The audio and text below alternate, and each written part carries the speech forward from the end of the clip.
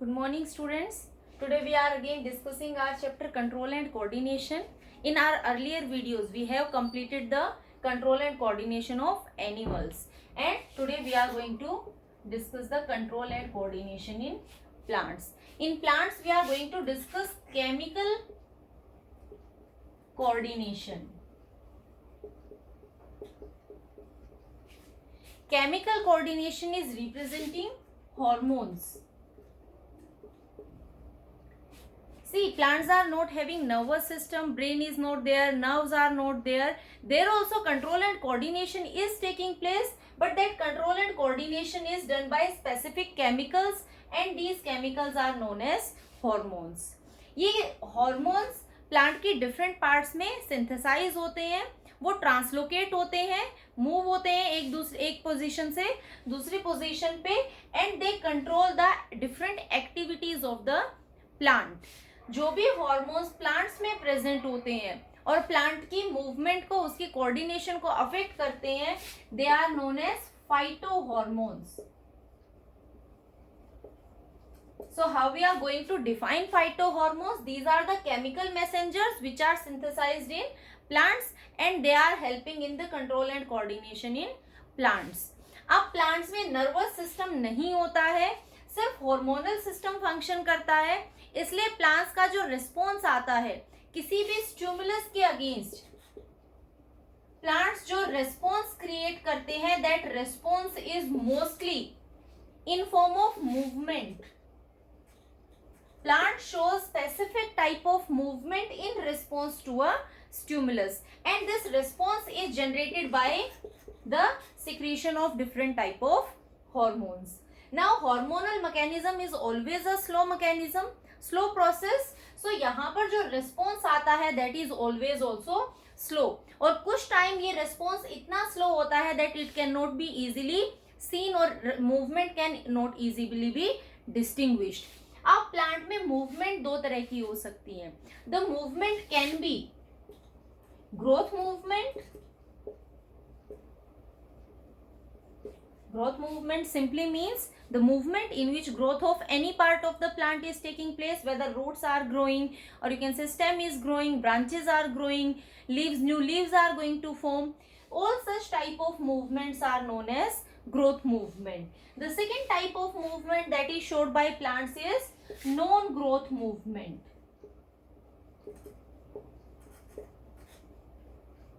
Means movement is taking place in any of the part of the plant, but that movement is not leading to growth of the parts of the plant. Movement होती है लेकिन किसी भी plant के part की growth नहीं होती है. सो किसी स्टिमुलस के लिए रिस्पॉन्स ग्रोथ मूवमेंट हो सकता है या किसी के लिए रिस्पॉन्स नॉन ग्रोथ मूवमेंट हो सकता है. Later on we will discuss the different type of movements. अभी हम बात करेंगे इसमें सिर्फ फाइटोहॉर्मोन्स के बारे में. प्लांट्स में कौन कौन से हॉर्मोन्स प्रेजेंट होते हैं और प्लांट की कौन सी फंक्शनिंग को ये हॉर्मोन्स कंट्रोल करते हैं.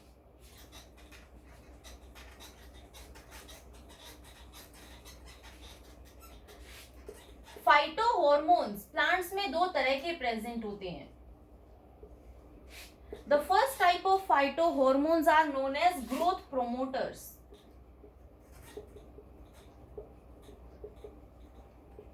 Means those hormones which are helping in the growth of parts of the plant, जो plant की growth को promote करते हैं. So they promote growth of the plant. Growth of plant. It can be any part. Plants, leaf, or you can say branches, stem, roots, flower formation, fruit development, any type of growth. उन सभी hormones को हम क्या बोलते हैं? Growth promoters होते हैं. बाद में हम डिस्कस करेंगे कौन से हॉर्मोन्स ग्रोथ प्रोमोटर्स होते हैं और कौन से ग्रोथ इनहिबिटर्स होते हैं. जो सेकेंड कैटेगरी के फाइटो हॉर्मोन्स होते हैं, they are known as growth inhibitors. Growth inhibitors simply means when these hormones are released, secreted, they are going to inhibit the growth of the plant. So they inhibit the growth of plant.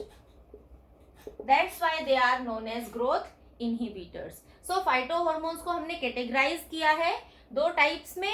One are growth promoters जो plant की growth को promote करते हैं, और दूसरे growth inhibitors होते हैं जो प्लांट की ग्रोथ को इनहिबिट करते हैं।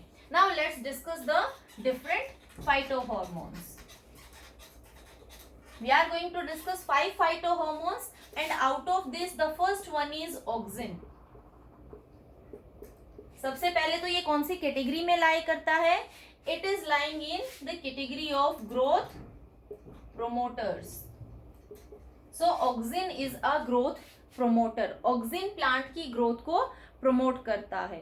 Where it is present, auxin is basically present at the tip portions. It can be the shoot tip,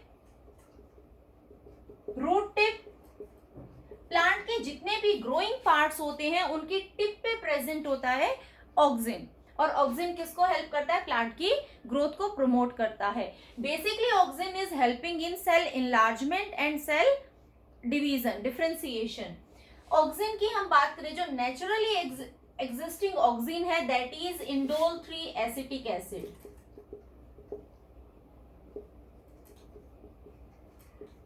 आज के दिन बहुत सारे केमिकली आर्टिफिशियल ऑक्सिन्स भी प्रेजेंट है जिनको बहुत सारे हॉर्टिकल्चरिस्ट यूज करते हैं, but this indole 3 acetic acid is the natural auxin. Now function क्या परफॉर्म करता है ऑक्सिन? ऑक्सिन का सबसे पहला फंक्शन होता है that this auxin is helping in cell elongation and cell differentiation.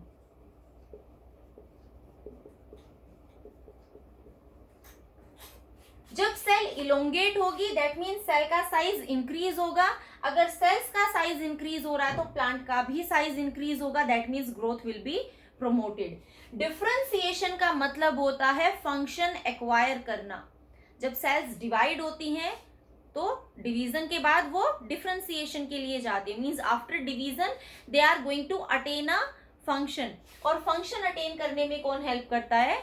Auxin help करता है। So differentiation means cells are going to perform a function. So auxin is helping in cell elongation and differentiation. This is the important function of auxin. The second function of auxin is it is helping in the development of fruits. So fruit development, when proper concentration of auxin is present, then fruit development will be promoted in plants. The third one is in tissue culture auxin is used. In our third chapter we are going to discuss tissue culture, that is also known as micro propagation. थोड़ा बहुत यहाँ बता देती हूँ। Tissue culture में हम क्या करते हैं, टिश्यू प्लांट के एक मेरिस्टेमेटिक या किसी भी टिश्यू का, डिवाइडिंग टिश्यू का एक सेक्शन लेते हैं, स्मॉल पार्ट, उसको हम लैब में न्यूट्रिएंट मीडिया में ग्रो करते हैं। टिश्यू वहां पर डिफरेंशिएट होगा, मीन्स डिवीजन होगा, और बहुत सारी मास ऑफ सेल्स बन जाएंगी। जो मास ऑफ सेल्स बनती हैं उन्हें हम बोलते हैं कैलस। तो वहां पर सेल के डिफरेंशिएशन को प्रमोट करने के लिए रिक्वायर्ड होता है auxin. So in tissue culture auxin is used and it helps in callus formation. Auxin use होता है और वहां पर वो फंक्शन क्या करता है? callus formation में, means callus means mass of cells. Continuous cell division की वजह से ग्रुप ऑफ सेल्स बनते हैं जिनको हम बोलते हैं callus. So callus formation में रोल प्ले करता है auxin. Another function of auxin is helps in parthenocarpy.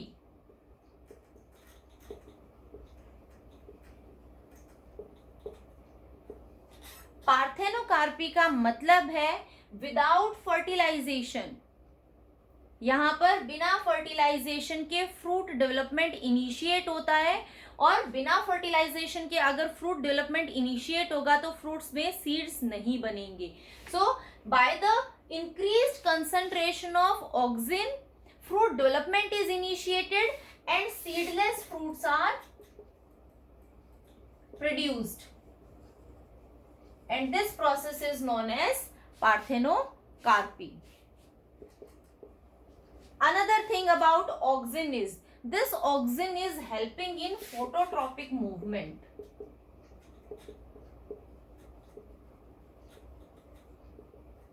photo word shows light and tropic is a directional movement. एक particular direction में जो movement होती है हम उसको बोलते हैं tropic movement. So light is there, so the movement that is taking place in the direction of light, that is phototropic movement. So this auxin is helping in the phototropic movement of plant. Let's understand what is this phototropic movement of plant. Suppose I am taking two situations. I am taking a pot. A plant is there in this pot. A plant is growing. Now this plant is receiving sunlight uniformly from all the directions. अगर इस plant को हम ऐसी जगह place करते हैं ताकि इसको हर एक डायरेक्शन से सनलाइट मिले, तब हम क्या देखेंगे? This plant is going in a straight line. It is growing vertically upwards, the simple movement that is shown by plant. But if I am placing this plant in such a place where it is receiving sunlight only from one direction and the second direction is not getting the sunlight. Suppose मैंने उसको एक window के पास रखा जहां सिर्फ ये वाली जो साइड है, this side of the plant is receiving sunlight, इससे जो opposite वाली साइड है वहां पर sunlight नहीं आ रही है. Then what will happen? उसके बाद क्या होता है? Now auxin is playing role. Auxin क्या करता है? Auxin is a shade loving hormone.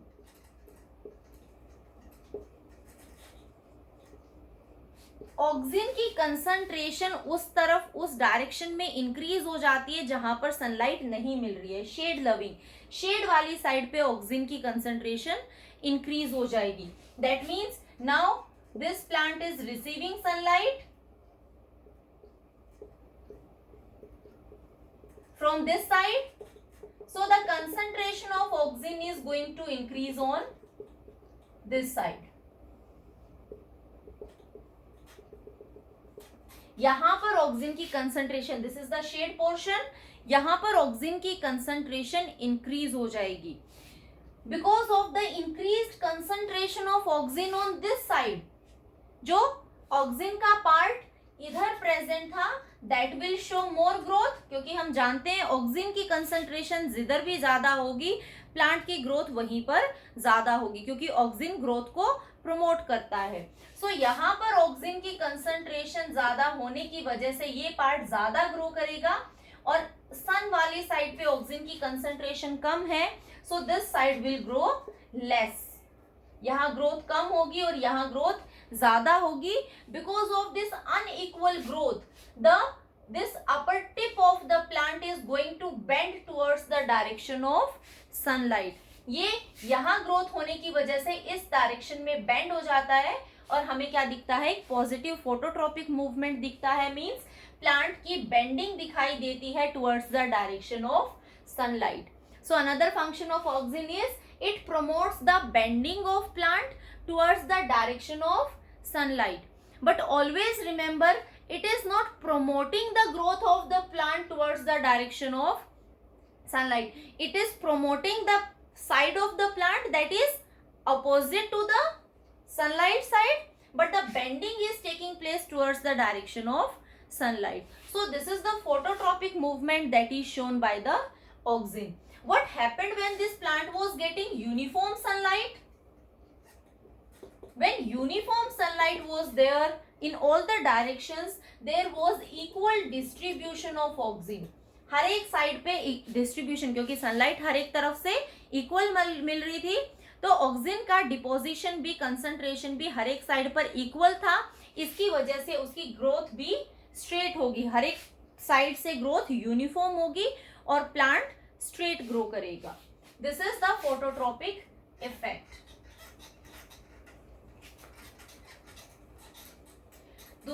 अगला फंक्शन है प्लांट्स एक्सिलरी पोजीशन पर फ्लावर्स की और ब्रांचिंग की ग्रोथ को प्रमोट करते हैं. मींस टिप पोर्शन की ग्रोथ को प्रमोट करते हैं और जो लेटरल साइड की ब्रांचेस होती हैं ऑक्सिन की कंसंट्रेशन में, this tip portion is going to grow more और जो लेटरल साइड की ब्रांचेस होती हैं उनकी ग्रोथ को इनहिबिट करता है. सो height of the plant will be increased because of the growing tip. This is another function of auxin.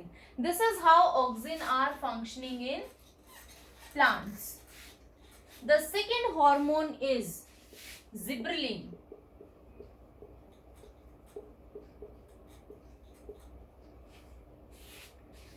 Gibberellin was first extracted from a rice plant, and this rice plant was infected by a fungus named Gibberellin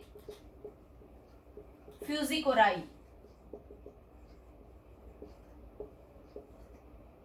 What this fungus was doing, this fungus has infected the rice plants, and the height of the rice plants were extremely tall. The rice plants were extremely tall because of this infection. Then the scientists find out that they are releasing a chemical that is gibberellin, and because of this high concentration of gibberellin, the height of the plant is continuously increasing. That means gibberellin is responsible for the increase in height of plant.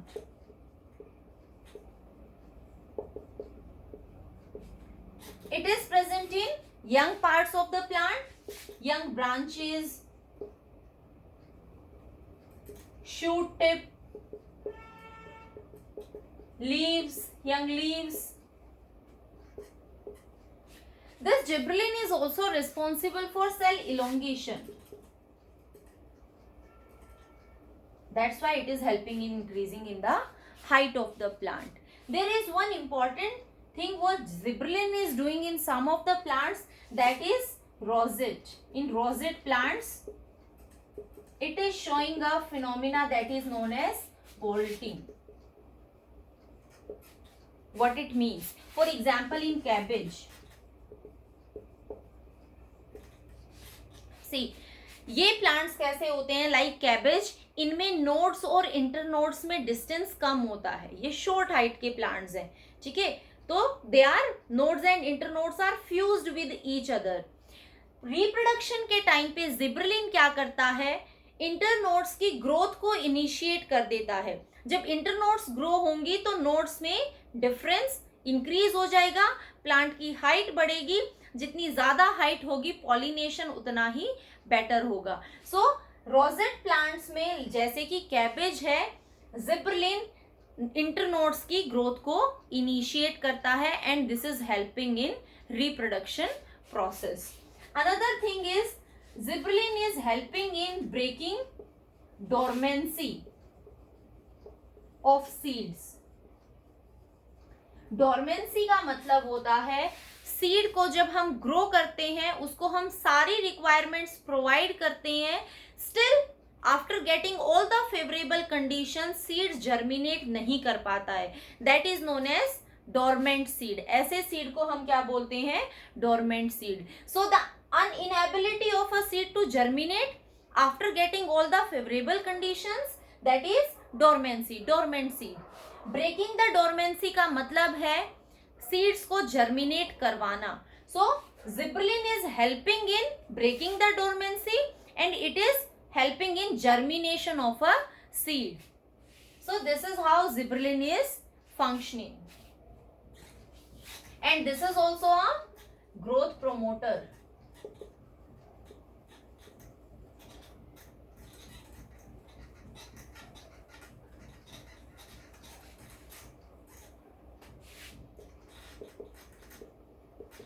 Another one is cytokinin.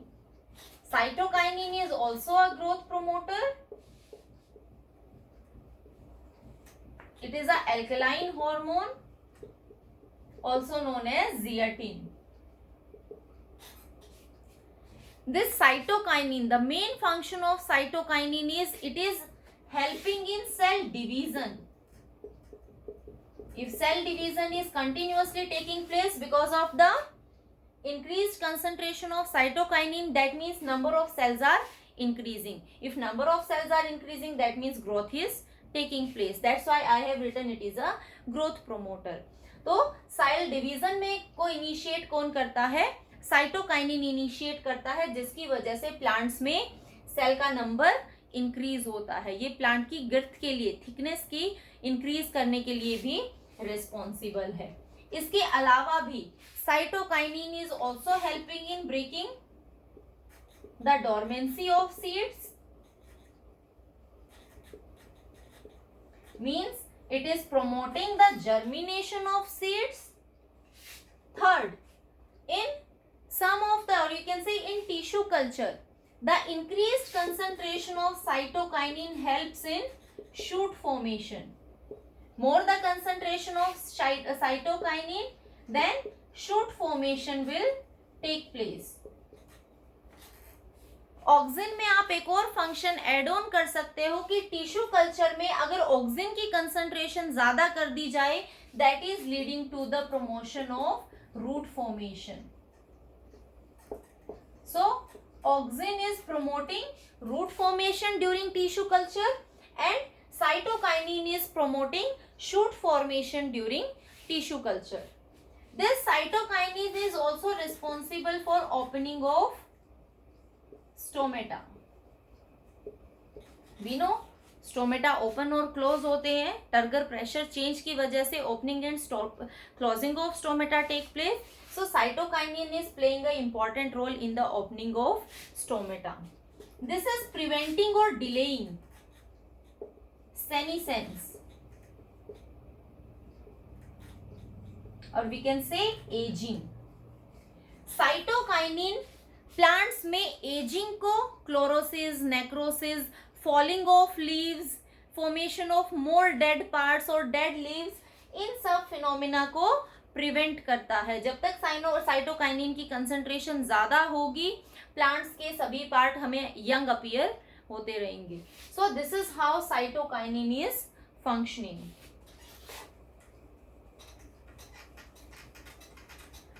Another hormone is abscisic acid.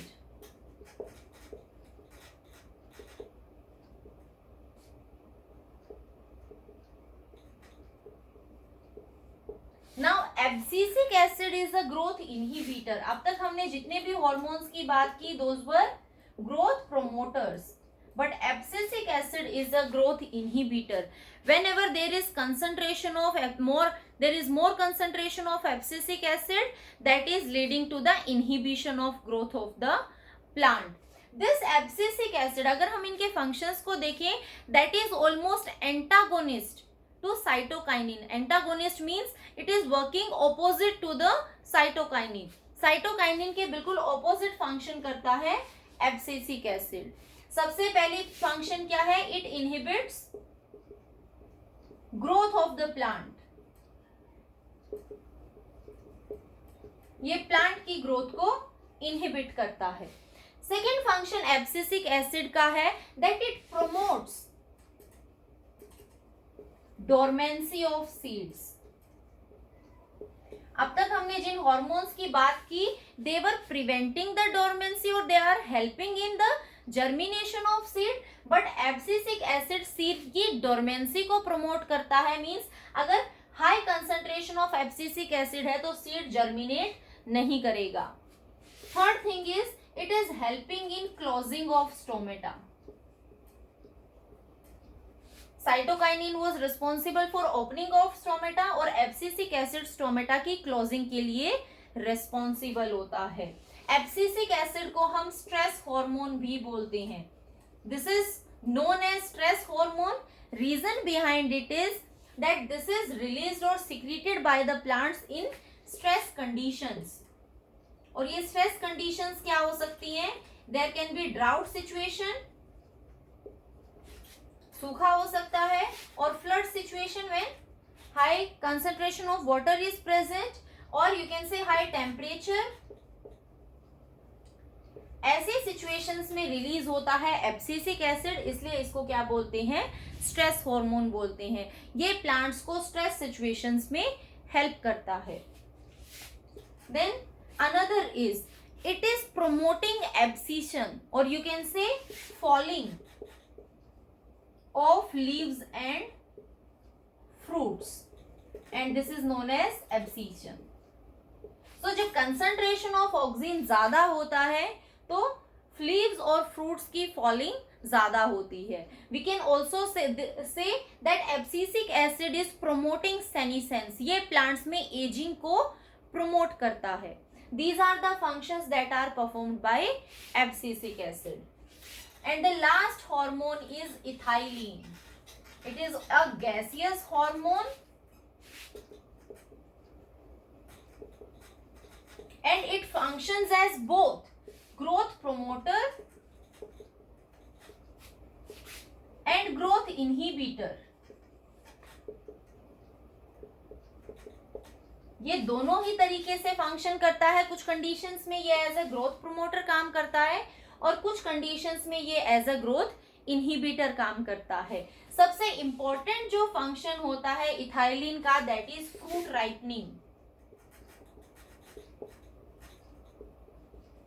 जो fruits plants पर present है उनको ripen करने के लिए responsible होता है ethylene. चाहे या जो राइपेंड फ्रूट्स होते हैं they are going to release this ethylene, जो बाकी के फ्रूट्स को भी राइपन करने के लिए रिस्पॉन्सिबल होते हैं. इसलिए बहुत सारे हॉर्टिकल्चरिस्ट इनको फ्रूट राइपनिंग के लिए यूज करते हैं.